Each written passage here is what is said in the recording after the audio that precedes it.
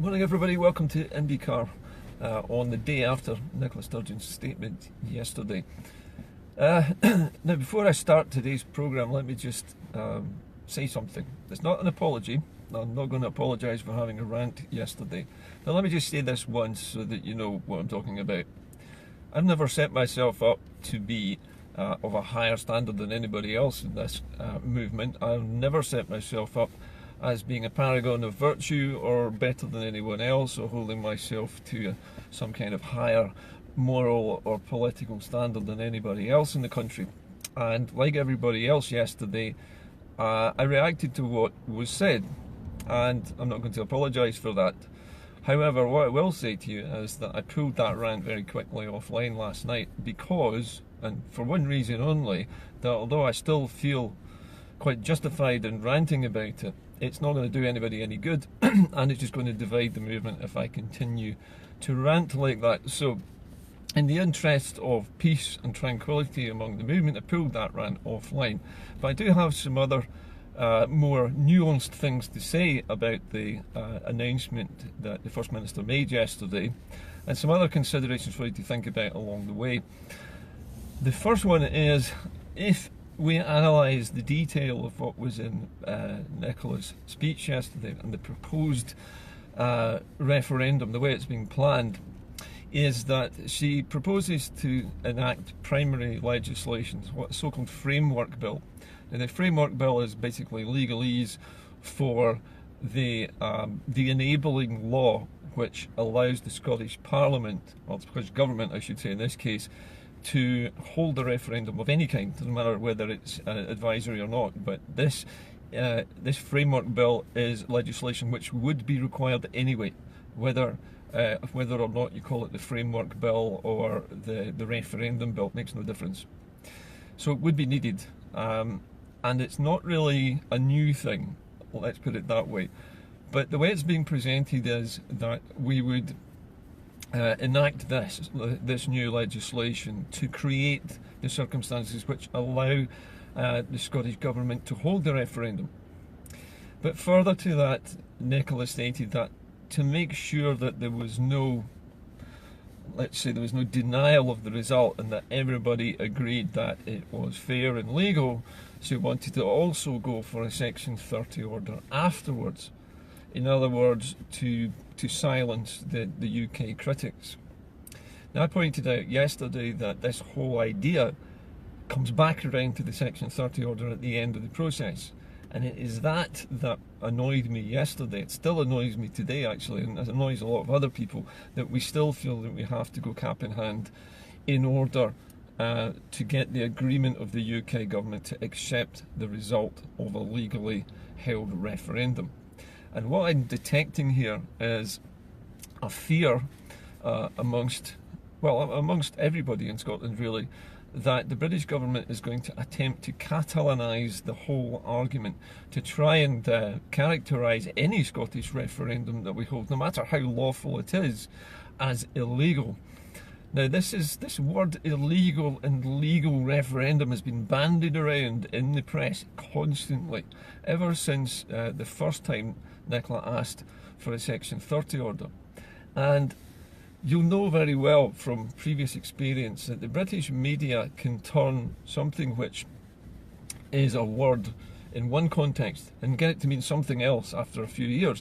Take, for example, Alex Salmond's off-the-cuff remark during the 2014 referendum when he said, oh, this is a once-in-a-lifetime opportunity. That became, it must be once in a lifetime and it's a law. That's what the British media turned that comment into. Alex Salmond's writing of the Section 30 order was originally intended to make sure that the British government abided by the result and respected the result of the Scottish referendum in 2014. And to that extent, it was necessary at the time to write that document and to get the British government to sign it, so that whatever the result was, they would abide by it. But unfortunately, it's a double-edged sword, because it's now become the stick that the UK is using to beat us with. because the UK is now saying that without a Section 30 order, any referendum that Scotland has no legal weight. In other words, the British government can ignore it, and therefore it is illegal, in inverted commas. This business of illegality and legality depends on whose jurisdiction you're working in. Remember that Scottish law and English law are different and separate. There is no UK law, there's no British law, it doesn't exist. So this agreement exists outside of these two legal frameworks. So the Section 30 order is a floating agreement. It's like a treaty between two countries which says we both agree to abide by whatever the result of this referendum is. And so some kind of agreement would be necessary to have with England after we have a referendum. But does it actually have to be a Section 30 order? I would question this and say, why not do a new deal? Why not negotiate a new agreement with England after we've had a referendum that they will respect the result and negotiate with us?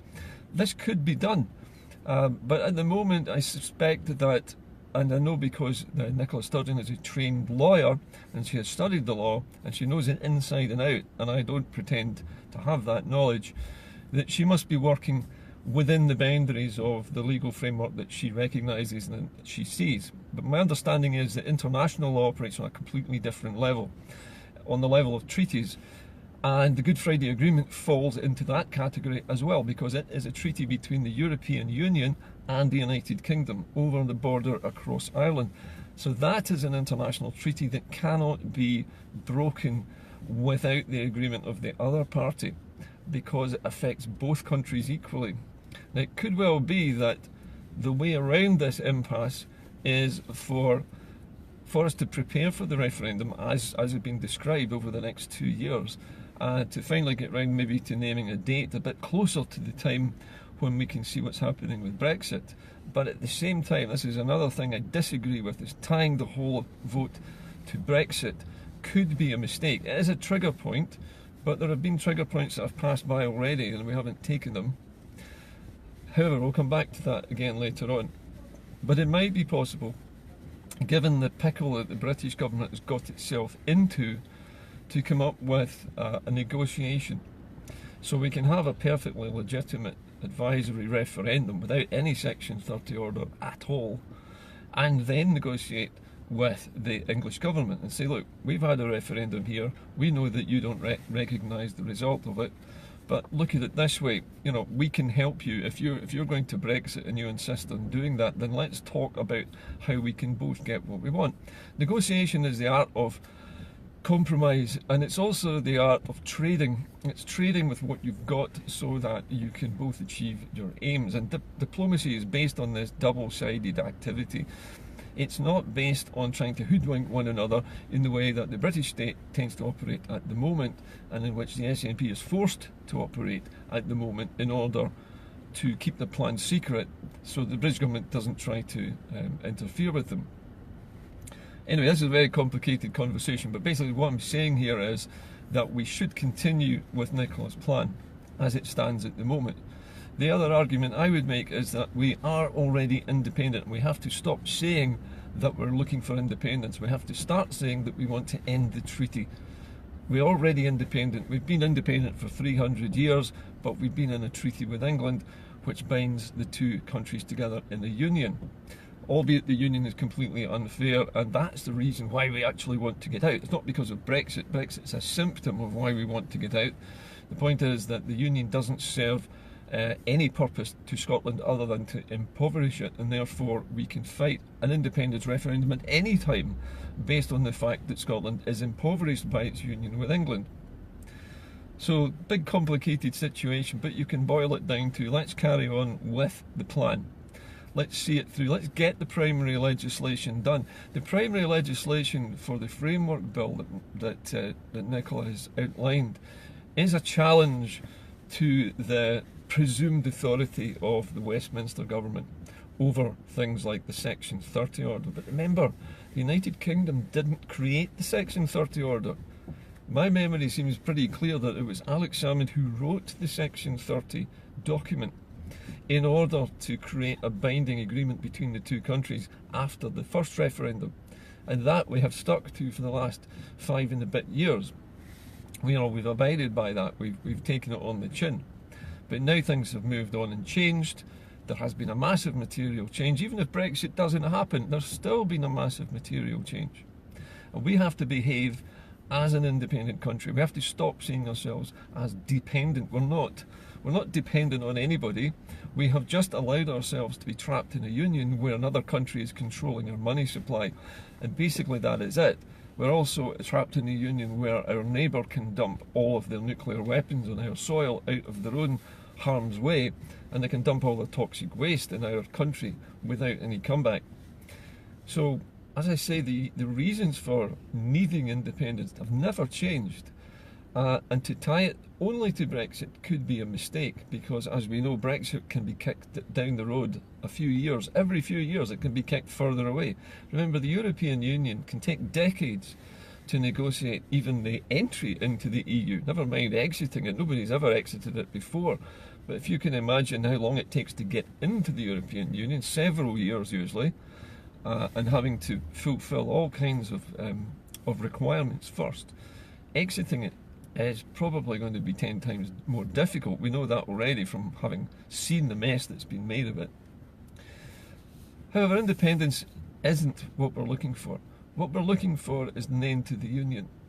And to that end, I would also like to suggest that we keep building the structures of a state.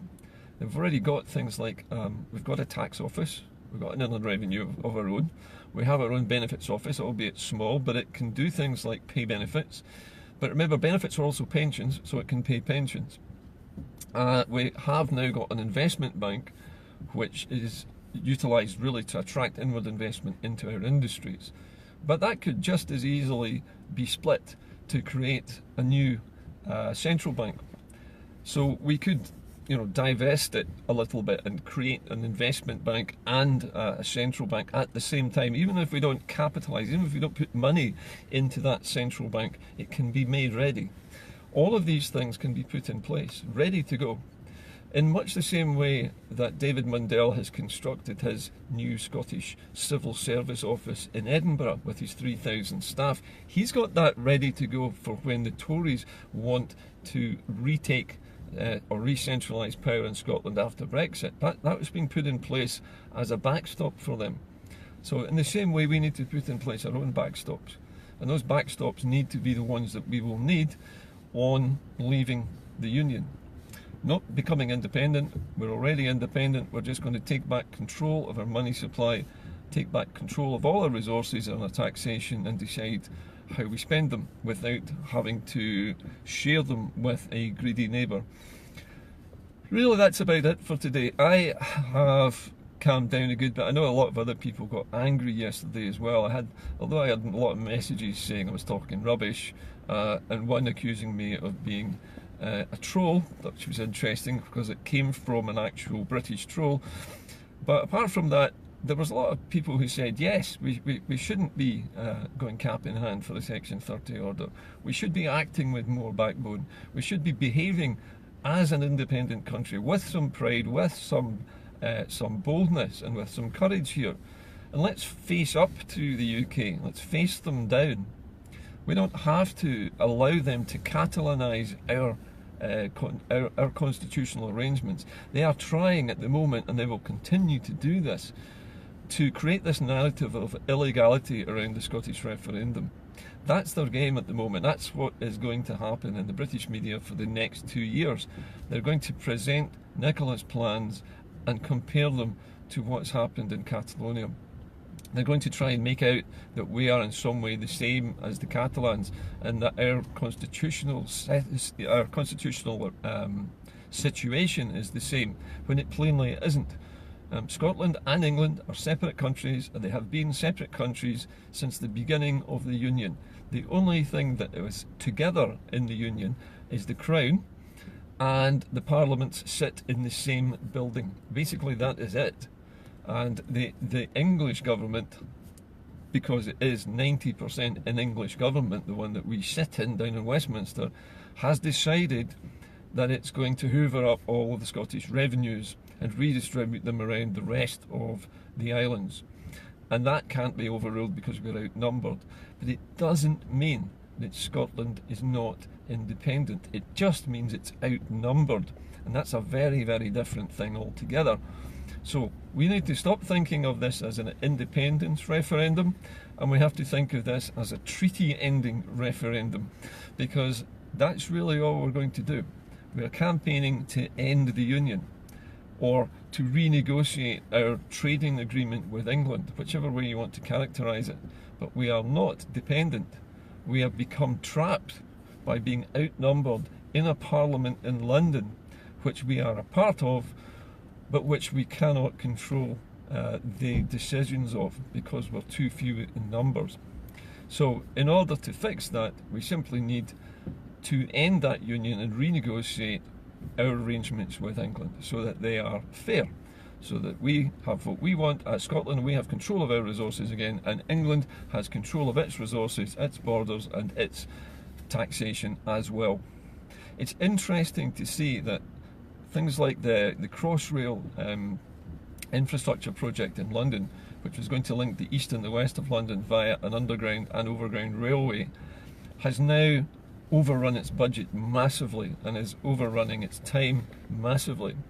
And a good 10 to 15% of the money that's being used to make that is coming from Scotland, and we will never ever see the benefit of that.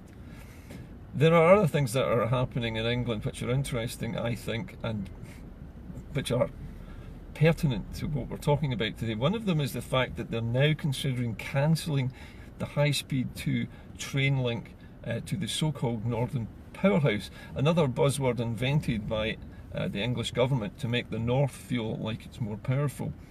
All of these things that we hear from the media are really just trying to steer our perceptions to get us to think of ourselves in a particular way.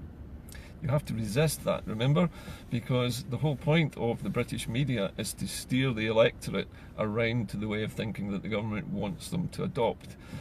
In our case, we have to beware, as I say, of the British media trying to catalyse the entire process of the Scottish End the Union campaign, because that's what they will try to do. And I feel that, personally, having done this kind of broadcast for a long time, and I know Stuart Campbell from Wings has been doing it even longer than I have, trying to debunk the crap that comes out of the BBC and the ITV news feeds, that the British government controls almost everything that goes out to the media, and the media just accept all the press releases they're given as verbatim, as as the Bible, and this is what's put out to us as fact.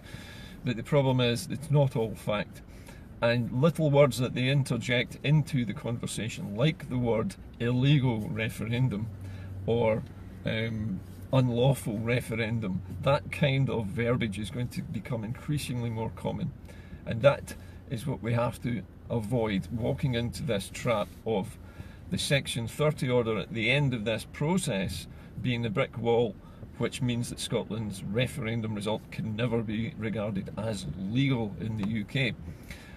We have to fight against that, and that, I hope, is what the Scottish Government has been doing in its many visits to other countries, particularly in the European Union, but also in Canada and other places where they've set up trading hubs.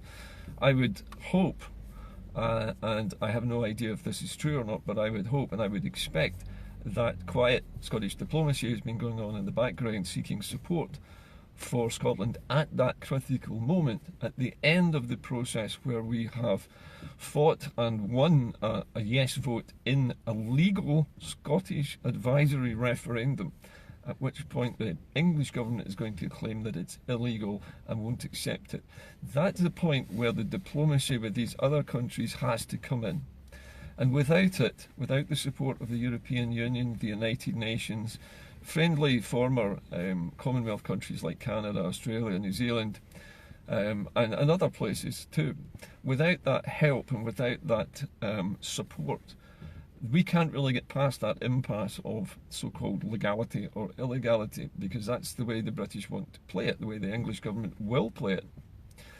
And so we're always back to this same question of the Section 30 order, this rod for our back that's been made accidentally.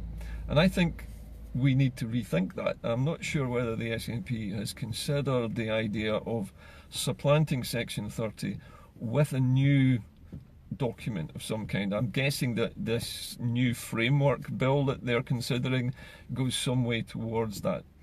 But this legal dancing around the houses and coming up with new forms of wording is very typical of long-range politics.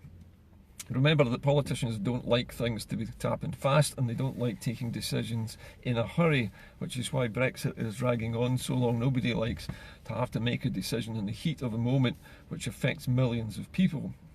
And certainly no British Prime Minister will want to preside over the end of the United Kingdom, and therefore Mrs May can never accept giving us a Section 30 order. So something else has to happen. And this is the elephant in the room. This is the thing I was trying to get over to people yesterday, that all these plans are wonderful and great, but at some point we have to cause a crisis, an existential crisis for the United Kingdom, and we have to have the full support of the rest of the world at that exact moment. Otherwise, we can't put any pressure on the government in Westminster to respect that vote. And I hope to hell that they have got some answer to this problem. At the moment, we're not hearing that because obviously they're having to play it very secretively. But 2 years isn't too long to wait. I could stand that. I think most of us who've been doing this for a while probably could stand another couple of years. It's painful and it's hard and it's frustrating. We could do it. But I think if after 2 years we have not had the referendum, then we're never going to have it, because you know, we put all of these trigger points in the way, and we say this is why we're going to have it. We're going to change in circumstances. Then we're going to do this. Then we're going to do that. And these trigger points pass us by like signposts on the motorway, and suddenly we're past that exit, and we're away down the road further, and we're still actually no nearer to getting off this road. So I'm hoping that people listen to this show, and that they will not turn away and say, look, you're being a yoon. I'm not being a yoon. I'm not being some kind of troll. I'm just criticising this positively and trying to get some reality injected into this argument. And the reality is, no matter what Nicola does, and no matter what we all do, we are going to come up against this wall at the end of the process. The Section 30 wall. It will not be taken down by the British side. And I think Nicola knows this. She has to provoke a constitutional crisis. And speaking of constitutions, we've not heard any mention of that at all in any of the arguments presented yesterday. Although I have to say that I know that the SNP orthodoxy goes that you get your independence first and then you look at forming an opinion around a new constitution. However, having at least a framework of a constitution, the legality of it in place already would help. And Scotland could actually vote on the basic tenets of a new constitution right now. You know, it could embed things like human rights. It could embed the intentions to guarantee certain things for the population. It could also embed Scots law as the fundamental law of the Scottish state. And it could do all sorts of other things which would clarify what the independent Scottish state is doing prior to ending the union with England, so that it's clear for everybody who lives here that they're not living in a dependency. They're not living on the handouts of England. They're simply sharing their wealth with the English state. And the English state is deciding how much of that wealth comes back to us, because really that's the situation we're in. So again, it's back to the old story. We are independent, but we're trapped. And we can only escape with the help of other countries. We're not going to be able to do this on our own. And so we need allies, and those allies need to be trusted, and they need to be constant.